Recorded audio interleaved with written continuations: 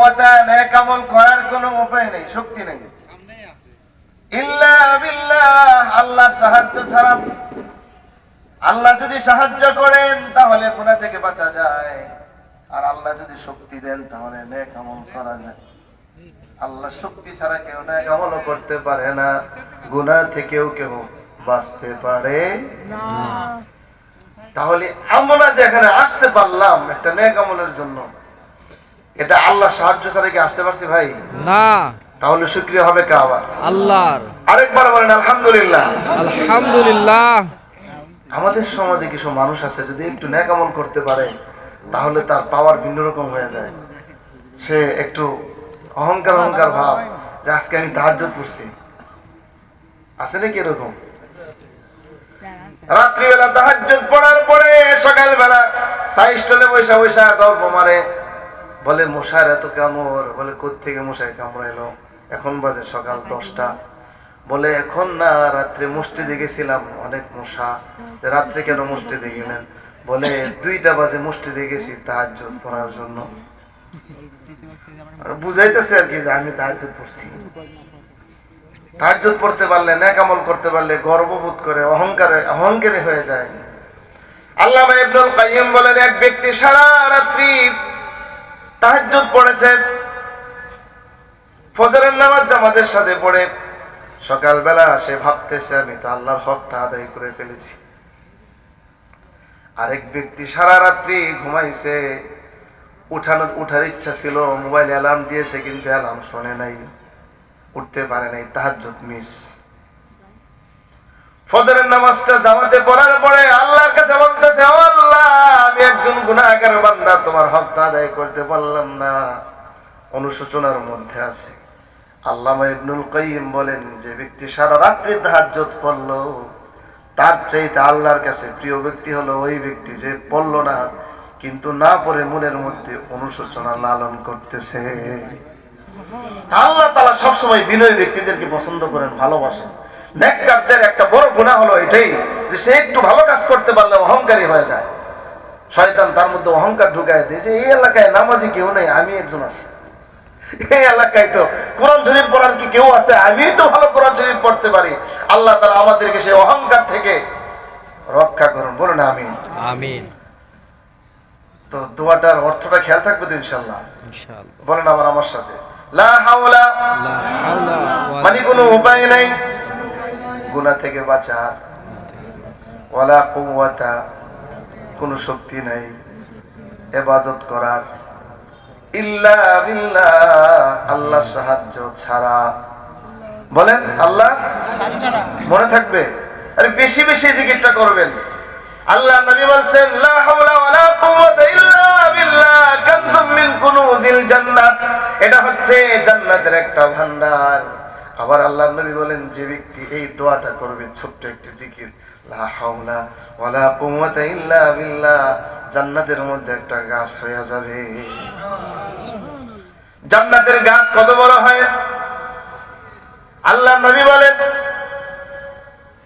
একজন নওজোয়ান, শক্তিশালী নওজোয়ান একটা ঘোড়ার মধ্যে চড়ে যদি 100 বছর দৌড়ায় ওই গাছের ছায়াটা শেষ হবে না।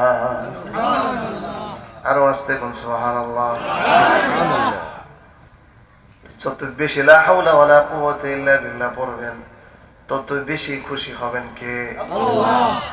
একটা সবক নিয়ে যান অন্তত পক্ষে, যেটা বেশি বেশি পড়বেন অর্থটা খেয়াল করে পড়বেন যে আল্লাহ গুনাহ থেকে বাঁচার আমার কোনো শক্তি নাই, আমরা তো মানুষ দুর্বল, কখন শয়তানের কোন ফাঁদে পাড়া দিয়ে ফেলি, আল্লাহ তুমি রক্ষা করো। আল্লাহ ইবাদত করার শক্তি আমার নাই, তুমি যদি শক্তি না দাও তোমার কাছে আল্লাহ সাহায্য চাই যেন তোমার গোলামি করে মরতে পারি। পারবেন তো ইনশাআল্লাহ? ইনশাআল্লাহ। পারবেন তো ইনশাআল্লাহ? এবার আসল আলোচনায় ঢুকে যাই ইনশাআল্লাহ বিইজনিল্লাহ। সূরাতুল আনআম আয়াত নাম্বার 94 আল্লাহ তাআলা বলতেছেন, ওয়ালাকাদ জিতুমুনা ফুরাদা কামা খালাকনাকুম আউওয়ালা মাররা, আপনি বলেন সমস্যা নেই, ওয়া তারাকতুম মা খাওয়ালনাকুম ওয়ারাআ যুহুরিকুম। কোরআনের আয়াত তেলাওয়াত করলাম, বলেন তো এটা শুনলে লাভ কি? আসলেন তো, বসলেন তো, আসছেন, লাভ হয়েছে। এখন কোরআন তেলাওয়াত শুনলেন, এবার কি লাভ হয়েছে বলেন তো? পড়লে 1 হরফে 10 নেকি, আবার শুনলে কি লাভ? আল্লাহ নবী বলেন, মান ইসতামা ইলা আয়াতিন মিন কিতাবিল্লাহ কানাত লাহু নূরান ইয়াওমাল কিয়ামাহ। যে ব্যক্তি কোরআন থেকে একটা আয়াত তেলাওয়াত শুনলো, এটা কিয়ামতের দিন তার জন্য বাতি হয়ে গেল। সুবহানাল্লাহ। এটা অনেক ভালো লাগলো যে আপনারা সুবহানাল্লাহ পড়ছেন। অনেক শ্রোতা আছে ধাক্কায় ধাক্কায় সুবহানাল্লাহ বলাইতে পারে, আরে কোন সুবহানাল্লাহ বলেন আলহামদুলিল্লাহ। আরে ভাই, সুবহানাল্লাহর জায়গায় আসলে নিজ থেকে মন থেকে বলে ফেলবেন সুবহানাল্লাহ, বললেই লাভ, বললেই লাভ। আল্লাহ রাসূল আরেকটা হাদিস আমাদেরকে শোনাইছেন, মান সালাকা তরিকান ইয়ালতামিসু ফীহি ইলমা সাহহালাল্লাহু লাহু তরিকান ইলাল জান্নাহ। যে ব্যক্তি ইলম শিখবার জন্য, ইলম মানে কি? ইলম হলো কোরআন সুন্নাহ থেকে এমন কিছু জানা, কোরআন সুন্নাহ এমন জানা যা জানলে আল্লাহর গোলামি করা যায়, আল্লাহকে খুশি করা যায়। এই জন্য যারা ঘর থেকে বের হইল, আল্লাহ নবী বলেন তার জান্নাতের রাস্তা সহজ হয়ে গেল। সুবহানাল্লাহ। দেখছেন কত লাভ। এই লাভগুলো পাওয়ার জন্য নিয়তকে সহি করতে হবে যে আমি আসছি ইলম শিখবার জন্য। বক্তার ট্রেনিং, বক্তার পরীক্ষা নিতে আসেন না। অনেক মানুষ আছে ওয়াজে যায়, দেখি বক্তার অবস্থাটা কি, আগামী বছর দাওয়াত দেওয়া যায় কিনা এটা টেস্ট করুন। ওই মসজিদের কমিটি বিভিন্ন জায়গা থেকে আসে হুজুরকে পরীক্ষা করার জন্য। আপনাদের কথা বলতেছি না, কিছু কিছু এরকম আছে। তো এই নিয়তে আসলে বলেন ওই সওয়াবটা কি পাওয়া যাবে, নাকি ইলম শিখবার জন্য আসতে হবে? আল্লাহ তাআলা বুঝবার তৌফিক দান করুন। আরে একটা আয়াত যদি শিখে ফেলতে পারেন, শুনলে তো বাতি কিয়ামতের দিন। আর যদি শিখে ফেলতে পারেন, আল্লাহ নবী বলেন 100 রাকাত নফল নামাজ পড়ার চেয়ে বেশি উত্তম। 100 রাকাত নফল নামাজ পড়া একটু কঠিন না? তো এখানে বৈশা যদি একটা আয়াত শিখতে পারেন, এটা সহজ বেশি না? তাহলে আপনারা কি খুব লসের মধ্যে আছেন না লাভের মধ্যে আছেন? লাভের মধ্যে আছে। আলহামদুলিল্লাহ। আবার বলেন আলহামদুলিল্লাহ। আলহামদুলিল্লাহ। এই আয়াতে আল্লাহ বলতেছেন, তোমরা দেখেন যে আল্লাহ আমাদেরকে যে সৃষ্টি করছেন, আমরা এই পৃথিবীতে কি একা একা আসছি নাকি জামাতবদ্ধভাবে আসছি? জবাব দেন। এই পৃথিবীতে আসার সময় মায়ের পেট থেকে একজন করে আসছি নাকি 20-30 জন করে আসছি? একা একা আসছি না? কিছু ছিল আমাদের নাকি একেবারে কোন পোশাক ছাড়া দুনিয়াতে আসছি? জুতা ছিল, পোশাক ছিল আমাদের, কিছুই ছিল না। এরপরে পৃথিবীতে আসার পরে আল্লাহ তাআলা আমাদেরকে মালের মালিক বানাইছেন, ধন সম্পদের মালিক বানাইছেন। আমরা ধন সম্পদের মালিক হয়েছি। এই পৃথিবীতে আমাদের বাড়ি আছে, গাড়ি আছে, ক্ষেত খামার আছে, অনেক কিছুর মালিক হয়েছি।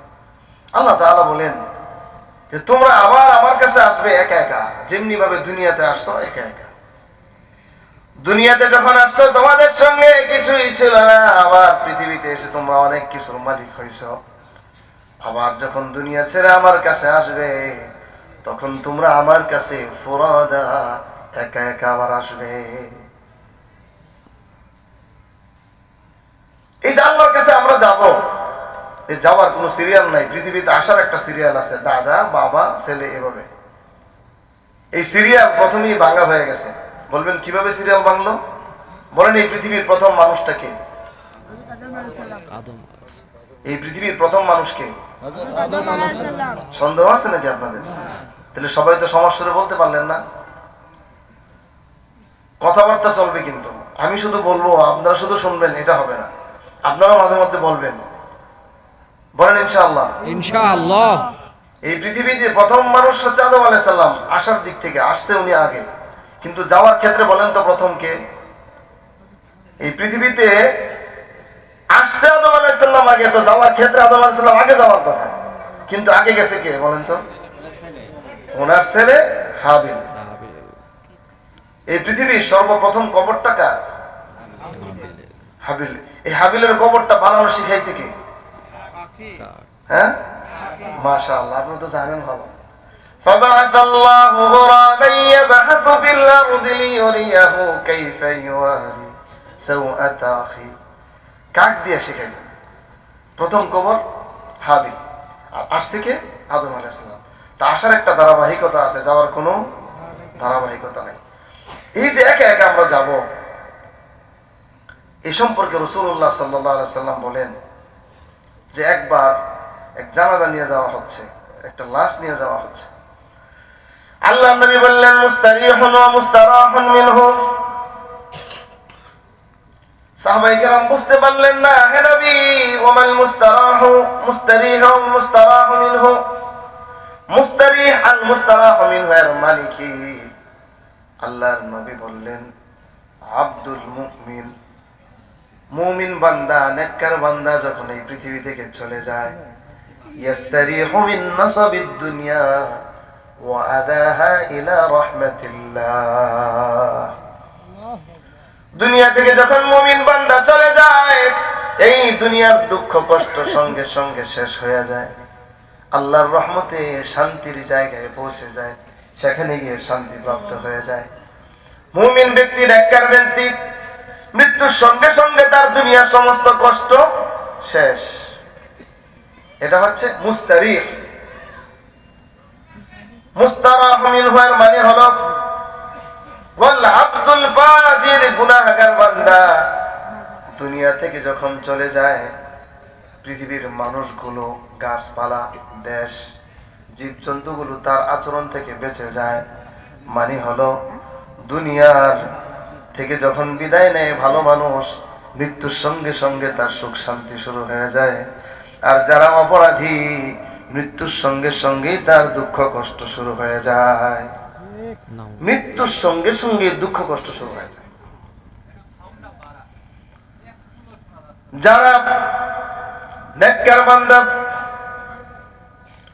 বুখারী শরীফের হাদিস অনুযায়ী আল্লাহর নবী বলেন ইযা উদিআতিল জানাযাতু ফাহতামালাহা আর-রিজালু আলা আ'নাকিহিম, যখন খাটের মধ্যে লাশ রাখা হয়, এরপর মানুষেরা যখন কাজের মধ্যে বহন করতে থাকে, আল্লাহর নবী বলেন ফাইন কানাত সালিহাতান ক্বালাত কদ্দিমুনি কদ্দিমুনি, নেককার ব্যক্তি যদি হয় তাহলে সে বলে আমাকে দ্রুত এগিয়ে নিয়ে যাও, দ্রুত নিয়ে যাও।